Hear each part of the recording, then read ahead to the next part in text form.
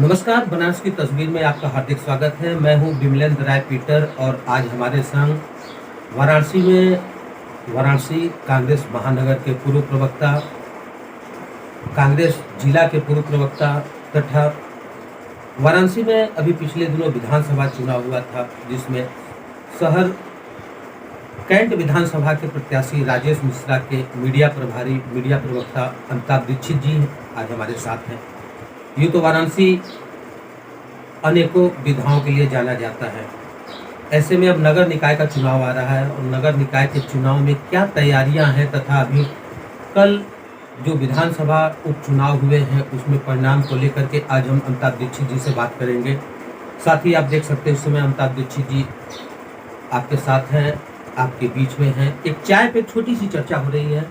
अमिताभ जी से आइए बात करते हैं। अमिताभ जी नमस्कार, बहुत बहुत आपका बनारस की तस्वीर में स्वागत है। धन्यवाद आपके पहले चैनल को।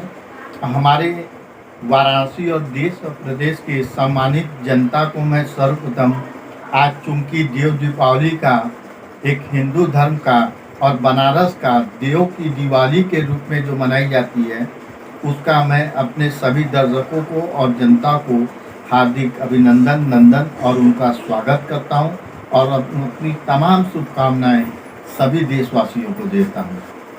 बात किया जाए अगर चुनाव से संबंधित, अभी कल देखे होंगे विधानसभा का उपचुनाव जो हुआ है उसमें परिणाम आप लोगों के फेवर में, कांग्रेस के फेवर में नहीं दिखा। बची हुई सीट जो है वो भी कांग्रेस ने गंवा दिया तथा भाजपा ने विजय हासिल किया। क्या कहना चाहेंगे इस पर आप? वर्तमान में कांग्रेस पार्टी और कांग्रेस के हर एक कार्यकर्ता एक संघर्ष के दौर में गुजर रहा है और निश्चित तौर पे इस संघर्ष के दौर में भी हम अपने नेता राहुल गांधी की अगुवाई में जो जन चेतना यात्रा और जन जागरण यात्रा के रूप में पैदल मार्च पूरे देश में लगातार करते चल आ रहे हैं, इसकी आगे की संभावनाओं के लिए जनता से जुड़ने के लिए ही हम इन तरीके की तमाम यात्राएं और तमाम हमारे हर देश में हर शहरों में कार्यकर्ता अपने स्तर पे जनता के बीच में संवाद स्थापित कर रहे हैं और नई चेतना और नई ऊर्जा के साथ हम आगे बढ़ने के प्रयासरत हैं। नगर निकाय का चुनाव आ रहा है दीक्षित जी, क्या तैयारियां चल रही हैं नगर निकाय को लेकर के, वार्ड में प्रत्याशियों को लेकर के? परसिमन को अभी अपनी इंतजार कर रहे हैं, लेकिन प्रत्याशियों के लिए कैसे विजय बनाएंगे, इसकी क्या रणनीति आप लोगों की?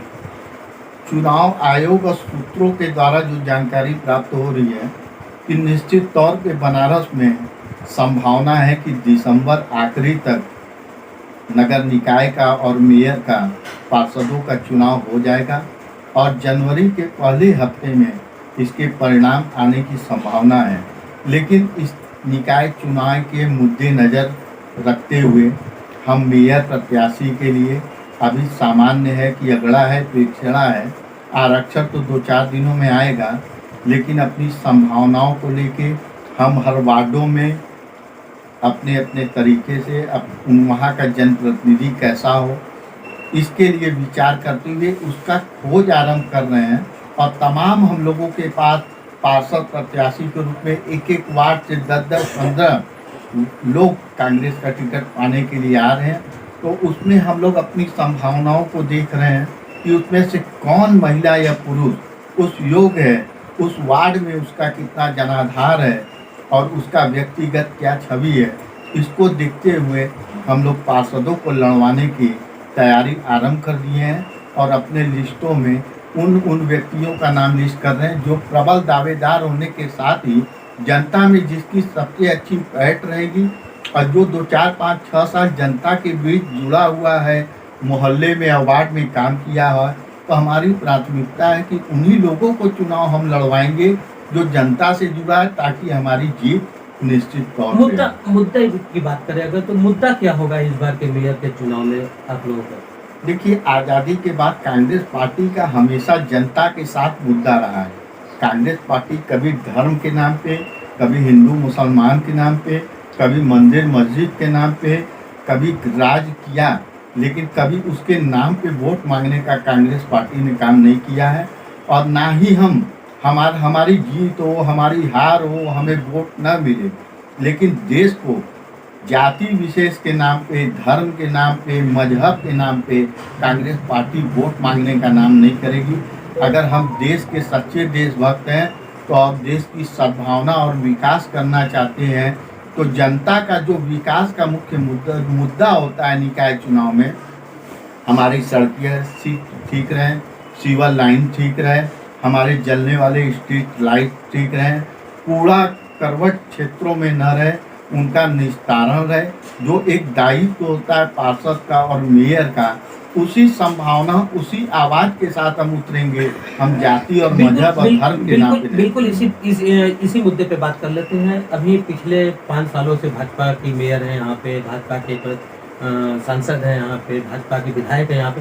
कितना विकास दिखा है उन लोगों के शासनकाल में, लाइट को लेकर के, सीवर को लेकर के, पानी को लेकर के, सड़कों को लेकर के, गलियों को लेकर के। इसमें आपका क्या व्यक्तिगत मत है? देखिए, सड़कों की बात छोड़ दिया जाए तो बनारस जो क्षेत्र है वह 70% आबादी गलियों में निवास करती है। बनारस की सड़कें कितनी भी चकाचौंध हो जाएं, क्योंकि यहाँ के सांसद और हमारे प्रधानमंत्री माननीय नरेंद्र मोदी जी हैं और ये उनका काशी एक क्षेत्र है, तो सड़कों का और मंदिरों का तो विकास हो रहा है। लेकिन आज भी बनारस की गलियों में ऐसी कोई गलियां न जहां सीवर लाइन बजबता न हो, जहां से गुजरने वाले नागरिकों को गंदे मेनहोल और सीवर लाइन के पानी के अंदर से जाना पड़ रहा है।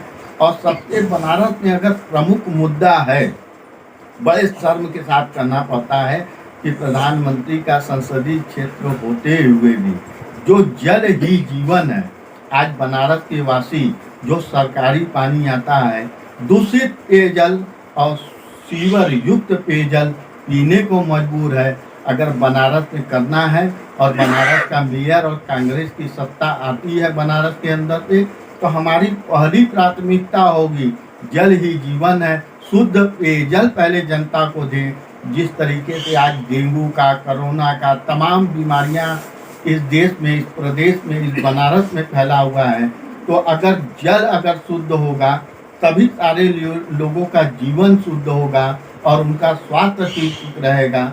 तो हमारा पहला मुद्दा है शुद्ध पेयजल की आपूर्ति सुनिश्चित कराना। आप बात कर रहे हैं कि शुद्धता की, आप बात कर रहे हैं निरोगी होने की। अगर हम पार्टी लेवल पे बात करें अगर आपसे, तो बनारस में कांग्रेस हमेशा से 2 गुटों में बटा रहा है।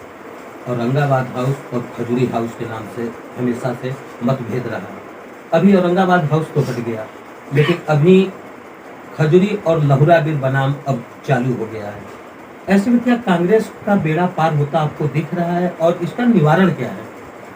देखिए, पहली चीज़ तो हम बताएंगे कि ये जो गुटबाजी या इस तरीके की जो भी बातें होती हैं, आज ऐसे देश और प्रदेश में ऐसी कोई पार्टी नहीं है, चाहे वो भारतीय जनता पार्टी हो, चाहे समाजवादी पार्टी हो, चाहे कांग्रेस पार्टी हो, आम आदमी पार्टी हो, चाहे बहुजन समाजवादी। गुटबाजी या वर्चस्व एक व्यक्तिगत लोगों की अपनी अपनी आगे बढ़ने की महत्वाकांक्षा होती है और उसको लेके तमाम बातें लोग करते हैं। उस गुटबाजी से किसी भी प्रकार का कोई इससे फर्क नहीं होता है। इस देश में कहाँ किस पार्टी में गुटबाजी नहीं, तो गुटबाजी का कहीं कोई मतलब नहीं है। आपसी तालमेल बैठा के इस निकाय चुनाव में और इस उत्तर प्रदेश में कांग्रेस कैसे मजबूत होगी, इस पे माननीय राहुल गांधी और प्रियंका गांधी अच्छी सोच के साथ आगे बढ़ने का प्रयास कर रहे हैं। और आम बनारस के कार्यकर्ता भी, कोई विवाद नहीं है, सभी एकजुट होकर कांग्रेस के मेयर और पार्षद प्रत्याशी को जिताने के लिए सतत प्रयास करेंगे। एक अलग से बात करते हैं, पिछला विधानसभा चुनाव हुआ, बनारस में 2 दिग्गज कांग्रेस के नेता, पूर्व सांसद राजेश मिश्रा, पूर्व विधायक अजय राय, दोनों की हार हुई, दोनों की करारी हार हुई, करारी शिकस्त हुई। क्या ये जनता के चहेते नहीं रह गए या फिर कारण और कुछ? देखिए, इस मुद्दे पे मैं फिर से वही बात दोहराऊंगा।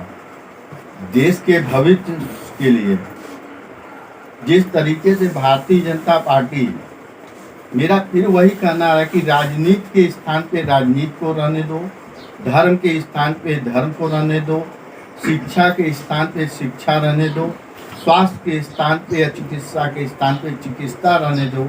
इस देश के अंदर जब से आप देख रहे होंगे कि विगत 2014 से जब कांग्रेस सत्ता से बाहर हुई तो देश में एक हिंदू मुसलमान, एक मंदिर और मस्जिद का एक बहुत बड़ा भूचाल चल रहा है देश में। 20,000 पे सिमट जा रहे हैं राजेश मिश्रा। वही ये मैं हिंदू बता रहा हूँ, मुस्लिम यहाँ पे कहाँ से आ रहा है, वही- जबकि वो जहाँ से लड़े हैं वहाँ पे 90% हिंदू रहे हैं और मुसलमान वही बता रहे हैं कि इस समय लोग विकास की और जिस तरीके से देश में महंगाई का और पूरे देश की जो अर्थव्यवस्था जिस तरीके से गिरे और निचले स्तर पे भारत में पहुंची है, तो वो क्या है, एक पर्दा लगा दिया गया हिंदुओं को कि हिंदुओं की पार्टी भारतीय जनता पार्टी हो गई, कांग्रेस पार्टी और समाजवादी पार्टी मुसलमानों की पार्टी हो गई। तो ये एक गलत मानसिकता लोगों में, मैंने कहा ना कि राजनीति को राजनीति पे रहने दो, उसको धर्म में मत जोड़ो, और धर्म की जगह धर्म में रहने दो, उसको राजनीति में मत जोड़ दो। जिस दिन इस देश के लोगों को ये भावनाओं को समझ जाएंगे और इन भारतीय जनता पार्टी की कलई खुल जाएगी, फिर से आप देखेंगे कि देश के अंदर कांग्रेस पार्टी का ही राज होगा और आने वाला समय निश्चित तौर पे ही कांग्रेस का ही होगा। अगर आरक्षण जल्द से आ जाता है नगर निकाय को लेकर, एक बात कर लेते हैं, जी जी जी। कितने दिनों में आप लोग प्रत्याशी तय कर लेंगे, क्योंकि 100 वार्ड अब इस बार है, दायरा बढ़ प्रत्याशियों गया का है। चयन हम लोग लगातार कर रहे हैं, हम लोगों की टीमें, हम लोग स्वयं हर बनारस के वार्डों में घूम रहे हैं। हमने पहले भी बताया कि वार्डों में घूम के हम पता कर रहे हैं कि जो हमारे वार्ड में, एक वार्ड में अगर 5 उम्मीदवार या 10 उम्मीदवार कांग्रेस पार्टी का हमसे टिकट मांग रहे हैं, तो उन 10 में से मैं सिलेक्ट कर रहा हूँ उस व्यक्ति का जिसका क्षेत्र में आधार है, जो विगत पूर्व में 5 साल जनता के बीच कार्य किया है, जनता में एक उसका मजबूत आधार है। हम वैसे प्रत्याशियों का अपना लिस्ट बाकायदा बनाने का काम पिछले 2 महीनों से हम लोग कर रहे हैं। कितने प्रत्याशी आप लोग जीतेंगे, क्या तैयारी है, जीतने का क्या आंकड़ा इस बार आप लोग बता रहे हैं? इस बार निश्चित तौर पे हमारे पास 60% की संख्या में इस नगर निगम के मिनी सदन में हम निश्चित तौर पे ले जाने का, विजयी दिला के उन पार्षदों को शपथ दिलाने का काम कांग्रेस पार्टी करेगी और बनारस में कांग्रेस का ही मेयर होगा और 60 से 70% पार्षद कांग्रेस पार्टी के ही होंगे।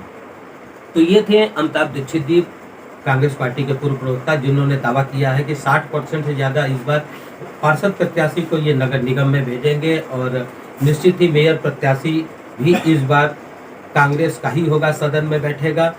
तेवर वही है, जलवा वही है, मेहनत वही है, इस प्रकार से तैयारी कर रहे हैं। इनका कहना है कि कांग्रेस का हर प्रत्याशी सेलेक्ट करके 10 से 15 लोगों का प्रत्याशी इन लोगों से आवेदन कर रहे हैं प्रति वार्ड से, उसमें से ये सिलेक्शन करेंगे।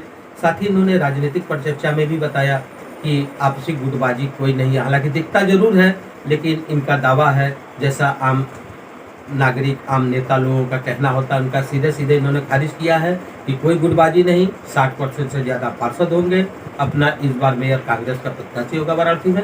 देखते रहें बनारस की तस्वीर, फिर होगा नए शख्स, नए शख्सियत के साथ, फिर एक मुलाकात बनारस की तस्वीर के साथ।